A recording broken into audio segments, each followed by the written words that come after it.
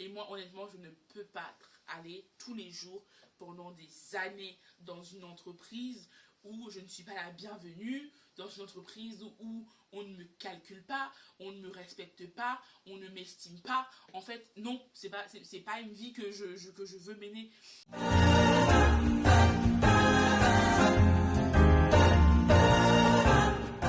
Salut les atouts, bienvenue dans cette nouvelle vidéo.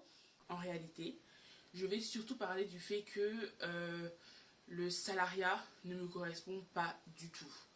Donc, commençons par le commencement. Il y a tellement de choses à dire que, voilà, on va essayer de faire un peu concis. Comme je l'ai dit dans une vidéo, j'ai été livrée à moi-même très tôt. Et même avant ça, je travaillais déjà. J'ai commencé le babysitting à l'âge de 11 ans avec les collègues de ma mère, parce que je gardais déjà mes frères et sœurs depuis que j'avais 8 ans. Donc c'est un peu un domaine que je connaissais. Ensuite, à 16 ans, j'ai continué dans le babysitting. En fait, après, j'ai fait des petits boulots comme voilà, un peu du jardinage, des machins, enfin des petits boulots d'ado quoi. J'ai passé mon BAFA. Donc toujours dans le thématique des enfants, parce que je pense qu'à ce moment-là, c'est plus abordable pour une adolescente, tout simplement. Et ensuite, j'ai fait aide à la personne. Donc là, les personnes plus âgées. Ensuite, j'ai fait aide à la personne, j'ai un peu aide à la personne. Ensuite, j'ai fait femme de ménage. Voilà, c'est vraiment des boulots abordables, enfin, qui sont facilement on y entre facilement quoi. Et déjà ça, c'est pas des boulots qui me... En fait ça, je trouve que c'est des boulots vachement alimentaires. Enfin, c'est très compliqué, je pense, d'être réellement passionné par ce genre de métier. Après, je dis pas que ça n'existe pas, hein. Ma tante, elle a été... elle était infirmière. Elle est toujours, mais voilà, là, elle est en transition. Et quand je l'entends parler de son métier, de ses patients, elle est vraiment, vraiment passionnée. J'ai rencontré, quand j'étais auxiliaire de vie, une femme qui était réellement passionnée par son métier. C'est des métiers vraiment humains. Donc, en soi, c'est pas le métier qui est dur, mais c'est comment c'est encadré. C'est-à-dire que on vit dans un pays où voilà, c'est pas du tout des métiers valorisés. Pourtant, c'est des métiers hyper importants. C'est-à-dire qu'il faut s'occuper des jeunes enfants, il faut s'occuper des personnes âgées. Sinon, voilà, la société, c'est n'importe quoi. Et voilà, ensuite j'ai fait des études dans la communication parce que voilà, c'était un peu la solution, la révélation de ma carrière. Bien évidemment, la communication c'est compliqué, comme j'ai déjà dit. Vraiment, c'est un métier créatif. Oula, c'est un métier créatif, effectivement, mais c'est la critique qu'on met au service des autres. Donc on peut passer 10 heures sur un projet, 20 heures sur un projet, au final on le rend et ça ne plaît pas du tout à la personne concernée, et ça c'est la pire des choses. C'est-à-dire qu'on est passionné, on a tout fait et au final il faut tout recommencer ou juste jeter ce qu'on vient de faire.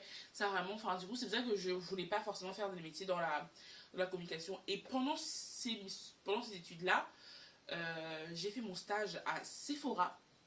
Alors là, je sais pas si je peux dire les noms des entreprises dans lesquelles j'ai travaillé, mais là, Sephora. Donc j'ai fait Sephora, j'ai fait un stage à Sephora. J'ai travaillé à l'armée. J'ai été, comment on appelle ça, j'ai été,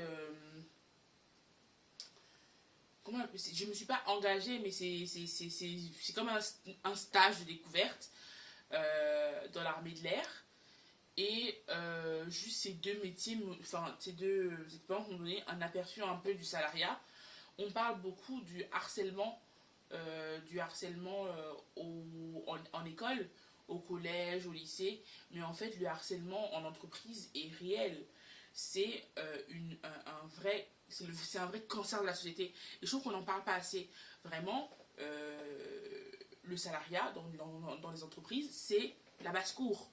C'est-à-dire que ce qu'on voit au collège et au lycée, on le retrouve littéralement dans les entreprises. Moi, je pensais que voilà, quand on a grandi, on acquiert de la maturité, on n'est plus appelle ça, on est plus sage, mais pas du tout. Les gens, c'est des vrais gamins. Donc,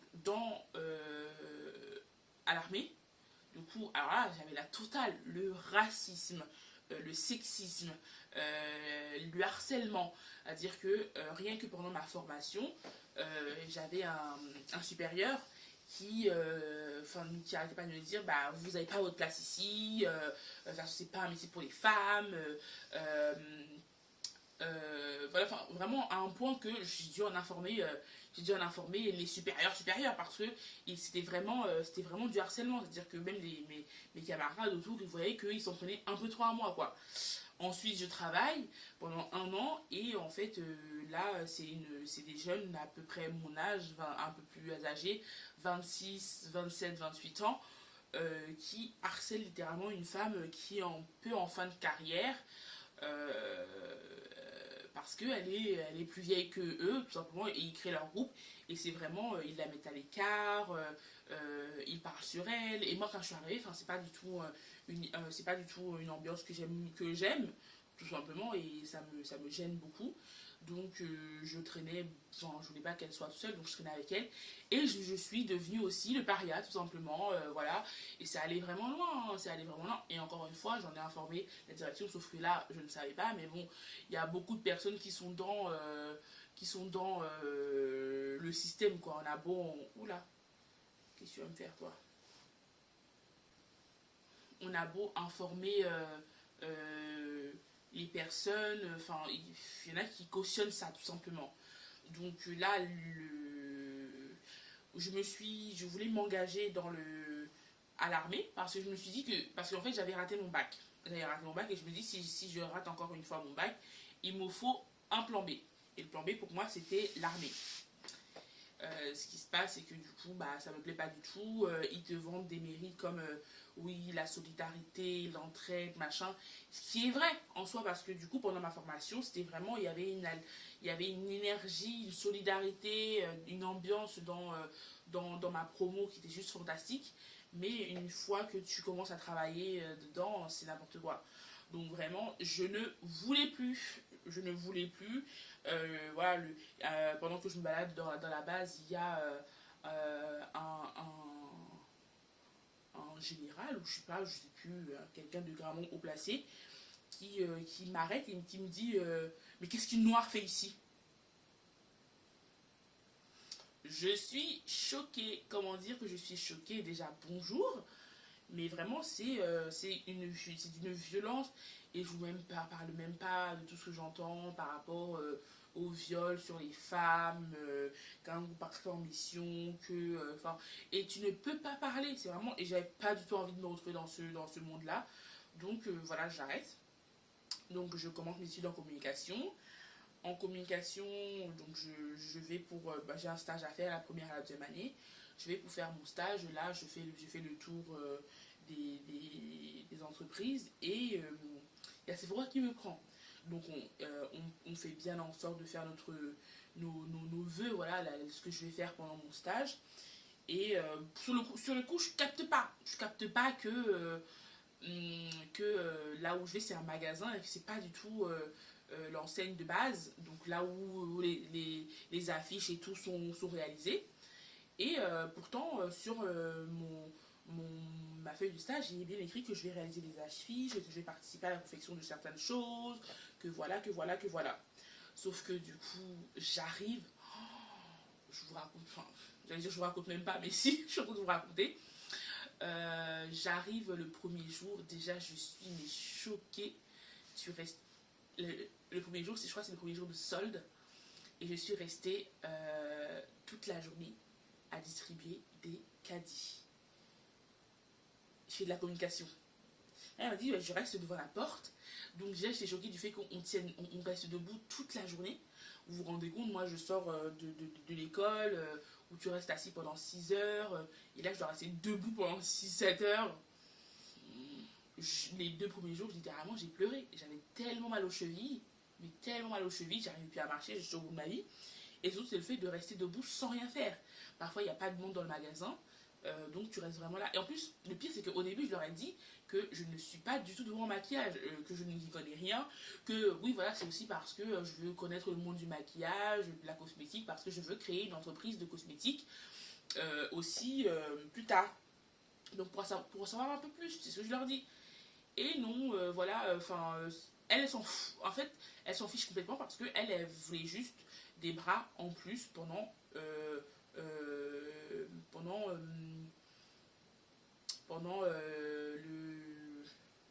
les soldes. Et j'ai capté ça que 2-3 jours après. Donc déjà, au bout de 3 jours, je suis un peu saoulée. Je préviens tout de suite mon école. Alors moi, ni une ni deux, je préviens mon école, je leur dis, voilà, en fait, ce qui se passe, c'est que je remarque qu'elles ne me font absolument pas faire de la communication. Tout ce que je fais, c'est en fait le métier de vendeuse. Alors que je ne suis pas vendeuse, surtout en maquillage. Donc j'ai dû faire les sourcils d'une meuf avec un crayon à lèvres, le blush, je ne sais même pas ce que c'est. Je n'y connais absolument rien. Mais bon, elles me mettent quand même en conseil et tout, en vente, machin. Et au bout de 3-4 jours, moi, en fait, je suis très expressive au niveau du visage. Et au bout de 3-4 jours, elle voit que je ne vais pas bien. Elle me demande, ça va Je leur dis, bah en fait, non, ça va pas du tout. Parce qu'en fait, là, elle me prend dans son bureau. Je leur dis, bah voilà, c'est pas ce qui était convenu. Donc, je suis un peu déçue. Donc, elles me disent, oui, mais c'est parce que c'est les débuts, blablabla, blablabla. Et au bout de, honnêtement, on était à 4 jours. Je me dis, ok, on va voir, mais j'avais déjà prévu mon école et mon école m'a dit, écoute, au bout, il te faut juste 2 semaines pour valider ton stage. Donc soit tu t'arrêtes maintenant, soit tu attends les 2 semaines. Je me dis, bon, moi je vais attendre les 2 semaines parce que honnêtement, j'ai pas prévu de faire un autre stage, donc j'arrête au bout de 2 semaines. Et au début de la deuxième semaine, je les préviens, moi je vais pas rester ici en fait, parce que j'étais partie pour 2 mois. Donc je vais absolument pas rester ici, faire votre boulot nul là, pendant que vous mettez plein les poches. Genre, vraiment, en plus je suis même pas payée, vraiment je fais du bénévolat quoi. Et moi je souffre pas pour du bénévolat. Donc je leur dis voilà, moi je vais partir parce que effectivement vous n'avez pas respecté les termes du contrat de toute façon, donc moi je n'ai aucun intérêt à rester. Et je vois bien qu'elles le prennent mal, parce que bah, je m'en fous, non, c'est pas mon problème. Et en fait, j'avais commencé à faire ami avec une, et je lui dis bah écoute, mon copain devait partir en Corse, et comme je lui dis que j'arrêtais, il m'a offert un billet pour le rejoindre. Trop contente et tout, il me dit oh, c'est trop bien pour toi. Je pars en Corse, je vis ma meilleure vie. Et c'est pas, je vais récupérer ma notation de stage. Oh, elles m'ont mais tellement critiqué sur la fiche. Rien n'allait, même l'uniforme, la tenue pour venir au stage. C'est-à-dire qu'à Sephora, il y a quand même une tenue, c'est en noir. Il y avait un t-shirt qu'elles me donnaient, j'avais les chaussures noires. Et elles ont dit que, enfin, elles ont mis pas acquis. Comment ça, pas acquis? Je n'ai pas à poil au boulot en fait. Donc voilà, elle était vraiment mauvaise. Et celle avec qui j'avais dit que je partais en Corse, elle l'avait dit du coup à sa chef. Et c'est pas à la fin, je vois, oui, Osiris n'est pas du tout responsable, n'est pas digne de confiance parce qu'on avait convenu de date et elle finit par nous lâcher pour aller en vacances en Corse. Mais ça n'a aucun rapport. Ça n'a aucun rapport. Donc non, enfin voilà, c'est vraiment une hypocrisie. Oh là là là là là là. Travailler avec des femmes. Après, j'ai aussi fait un stage dans une institution. Et c'est compliqué. Hein. Les gens ne s'aiment pas. Les gens... et moi, honnêtement, je ne peux pas aller tous les jours pendant des années dans une entreprise où je ne suis pas la bienvenue, dans une entreprise où on ne me calcule pas, on ne me respecte pas, on ne m'estime pas. En fait, non, c'est pas une vie que je veux mener. Et même si ça se passe bien, je me dis c'est qui tout double, dans le sens où tu peux arriver dans une entreprise, l'équipe est fantastique, ça se passe bien, quelques années passent, et en fait, il y en a une qui part, une autre qui arrive, et là, ça fout tout le... Et moi, je veux bien vivre au gré du vent, mais je ne peux pas, c'est-à-dire que à un moment donné où ça ne va pas, là il faut trouver une situation de repli, et c'est pas possible parce que voilà, tu as des factures à payer, tu as des enfants, tu as maintenant ta vie, et en fait tu vas subir. Donc déjà que la vie c'est pas facile, ensuite dites-vous qu'on passe plus de temps, enfin, vous le savez sûrement, mais on passe plus de temps au travail que chez nous. Donc vous pensez vraiment que je vais passer le temps que je passe dehors à me faire malmener de tous les côtés juste pour un salaire? Donc vraiment, c'est pas pour moi. C'est pas pour moi. C'est pas pour moi. Et après, du coup, j'ai déjà parlé. Enfin, non, j'ai pas déjà parlé. Je vous ai dit de temps en temps, de temps en temps, je le dis, que j'avais une entreprise. Et là, c'est tout autre. Parce que, effectivement, il y a un stress. En fait, dans l'entrepreneuriat, moi, je pars du principe que l'entrepreneuriat, ça ne s'apprend pas. L'entrepreneuriat, tu l'es ou tu ne l'es pas. Enfin, entrepreneur, tu l'es ou tu ne l'es pas. Donc, c'est pas un métier. Parce que quand on dit qu'on est entrepreneur, c'est pas un métier. C'est-à-dire que moi, dans ma vie, de manière générale, je suis entrepreneuse. En faire mon métier, c'est-à-dire que le fait d'être moi, je gagne de l'argent, j'aimerais bien, mais ça marche pas comme ça.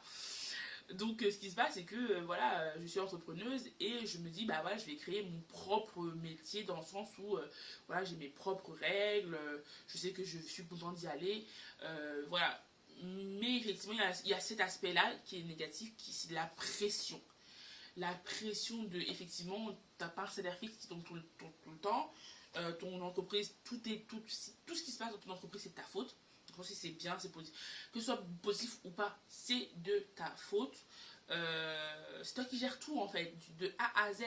Alors que dans le salariat, tu y vas, tu fais ton boulot, tu repars. Genre, que l'entreprise coule ou pas, bon après, tu es dans la merde, mais tu cherches un autre boulot. Alors que là, tu perds de l'argent, c'est ton argent que tu mets dans ton entreprise, c'est l'argent que. C'est tout est toi quoi. Et ça, effectivement, c'est compliqué. Mais moi, je me retrouve plus dans ça, dans le sens où j'ai vraiment une raison. Moi, j'ai besoin d'avoir une raison d'aller travailler, de me lever, vraiment d'être contente et d'aimer ce que je fais parce que l'entrepreneuriat, chaque jour est différent. Alors que parfois, dans le salariat, c'est rarement différent. Il y a des métiers, par exemple, quand j'étais à l'armée, je faisais la même chose pendant un mois ou deux non-stop, la même chose. Je me paye la même type de dossier, je ne sais plus ce que je faisais, mais vraiment la même chose. Je vois les noms différents, mais c'est la même chose. Oh, c'est ennuyant. Mais non, vraiment, moi je vais pour l'entrepreneuriat. Après, ou en tout cas l'indépendance. En fait, c'est pas forcément l'entrepreneuriat, mais c'est l'indépendance. Là, je me suis lancée dans la médiation. Je suis médiatrice maintenant, j'ai des clients, je viens juste de commencer, mais j'avais déjà commencé un peu avant. Là c'est plus professionnel, je vais me créer ma page mon compte Instagram pro et tout ça. Mais voilà, je fais vraiment j'ai comme du coaching un peu, mais c'est plus, moi j'appelle ça vraiment de la médiation. J'ai des clients différents tous les jours, je me suis lancée sur les réseaux sociaux, ça c'est aussi différent, créateur de contenu. Voilà, j'aime bien toucher un peu à tout, découvrir, en apprendre, changer de métier, De toute façon, on est dans ce genre de monde. Donc voilà, pour juste terminer sur cette vidéo, pour moi en tout cas, je pense que être indépendante, c'est ce qui me convient le mieux et que j'espère vraiment, touchons du bois, j'espère vraiment ne jamais me retrouver dans une relation, dans un métier qui ne me plaît pas, tout simplement en tant que salarié dans une entreprise de caca. Voilà. J'espère que ça vous a plu et on se retrouve pour une prochaine vidéo. Mouah, bisous, bonne journée, bonne soirée, bonne semaine. Je vous fais plein de bisous.